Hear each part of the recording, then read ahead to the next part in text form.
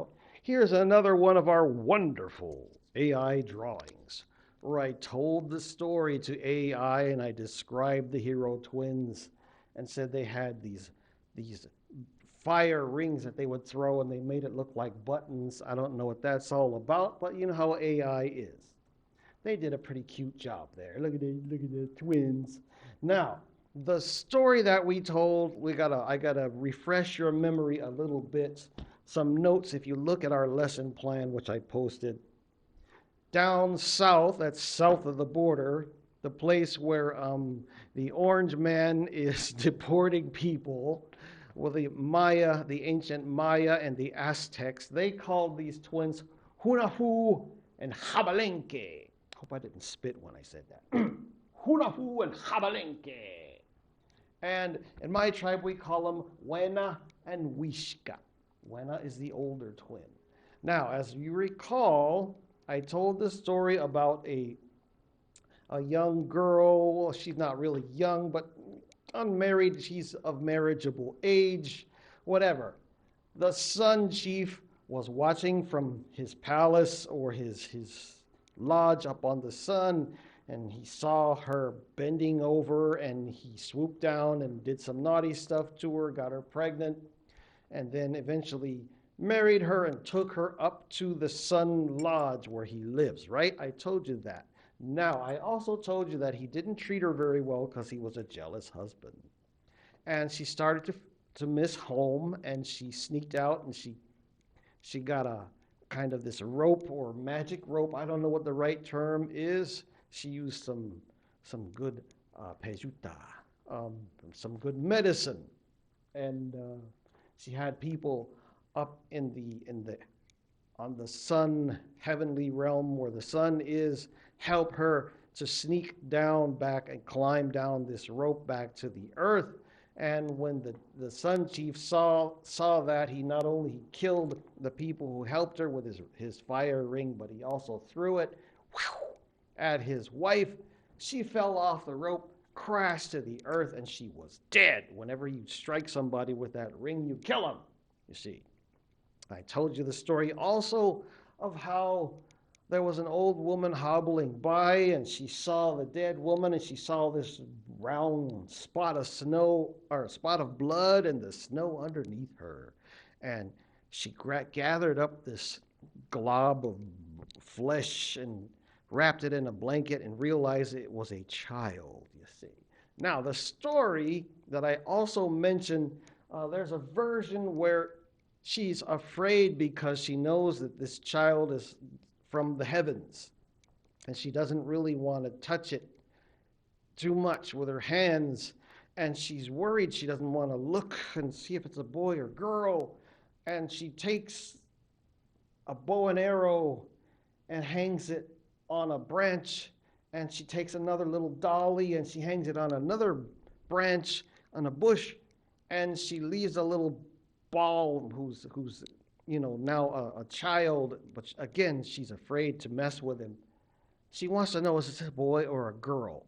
If it's a girl, he's going to take the little dolly and play with it. If it's a boy, it's going to take the bow and arrows, right? Okay, so that's just a version of the story. Now, the rest of the story, or the rest of this version, says that she went away, and when she came back, the dolly was shot full of arrows. And so, yeah, she knew that's a boy. There's another part of the story where the boy, again, he's naughty. He's got the ring of fire. He keeps throwing it up in the air and catching it. And he throws it up really high, and it splits him into two boys. And they each now have a ring of fire.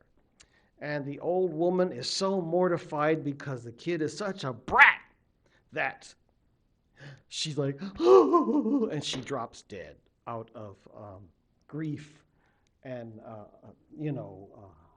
exhaustion from how troublesome one boy was. Now she's got two to deal with, heart attack, boom, and died, right? All right, so that's where we left off. Now, I do have to now turn your attention to three terrible monsters, because remember I told you these two boys became heroes who ran around the earth destroying evil monsters that were making life miserable for the people. Right? I told you that. Yes, I did. All right. So we have three monsters. The youngest brother, his name is Earthquake. He was a big old bully, and he believed, well, all three brothers. We got Earthquake, Huracan, or Hurricane, and Meteor. Meteor's the oldest brother, you see. Now, all these brothers were in the habit of bullying the earth, bullying all the animal people, the plant people, the stone people even. And they were so bad about it that they had this idea that, as a bully, you're supposed to show your might by stomping other people down. That's how you show your might. Right? Right. We have politicians like that. Don't get me started. So, Earthquake. He would wander around the planet and smash things with his big old stone fist and say, I am the Lord of the Earth. Nobody can challenge my might. Roar! Right? So that's what he was. And Huracan, Hurricane. He was the Lord of the sea. He said, I am the Lord of the sea. Feel my winds and rains and waves and power. And he'd make big tidal waves and wipe away land. Then we've got the worst of the worst, Meteor. Meteor said, I am great Lord Meteor of the sky. And he'd grab stars and he'd grab rocks from the sky and set them on fire and throw them down to the earth and burn up forests and people and animals. Now, this was so terrifying, you see, that not only were the plants and the stone people and everybody all afraid, but even Kavanoshka herself, who is the queen of winter, or the winter spirit, we call her in my language Kavanoshka. She was even afraid. She is the one who brings winter. She usually wears beautiful buckskin, and I asked AI to draw. AI did a pretty good job there. That's awesome. I like that. So, let me explain.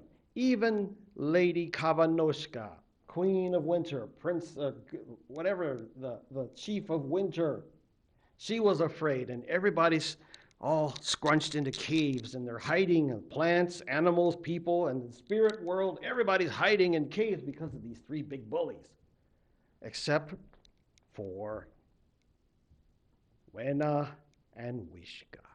Wena and Wishka were in the back of the cave playing with their ring, and they had a little rubber ball that they would set on fire, and they'd bounce it against the wall of the cave, and they'd bounce it through the rings, and sometimes they'd put the rings up, mount them up on the wall, and they'd play a kind of this game. I forgot what it's called in English, but they call it klatscht in my language. And it's sort of like similar to the Mayan ball game where you use your hips or your feet, but you can't use your hands, and sort of like a cross between basketball and soccer. Imagine playing basketball, but you can only use your feet and your hips to knock the ball into the basket. Well, that's what these boys were doing. The chief of all the human people was all upset, and all the animals were all upset. The animal chief, they were having a big meeting, and they were discussing, what are we going to do about these monsters? What are we going to do? And the chief of the humans says, if there's anybody here who can rid the earth of these horrible monsters, I'll give you whatever you want, even my beautiful daughter as in her hand in marriage. And the animal people said, we'll give you the best of our animals for hunting and for meat. And the plant people even said, we'll give you wood and timber for your lodges, whatever hero is around. And all the humans and all the animals and everybody's all cowered. No, we don't want to touch, we don't want to do it. So nobody wanted to do it. Now, as they were talking, the chiefs of the ant people, plant people, the stone people, and the animal people, they were hearing this bouncing in the back of the cave. Kaboom, kaboom, kabunk, and they're like, who's making that noise? We have a serious meeting going on here. And they see these two boys in the back of the cave being as bratty as possible.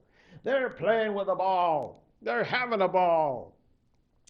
And the chief says, why aren't you afraid? And the boy said, oh, well, you know, the bigger they are, the harder they fall. They're just a couple of the three big bullies. They're nothing. And the chief said, are you sure? How can you say that? You're just little boys, and the animals and the plants and the people were all laughing at these two boys. Ah! And the boys, don't worry about it. We'll take care of them. We'll do it for free, as a matter of fact. You don't have to give us anything. So they go out and they confront the Stone Man. How are we doing on time? Let me see. 13 minutes and 27 seconds. We're going to stop it right there with a confrontation. So we'll pick it up right here. Talk to you soon. Bye-bye.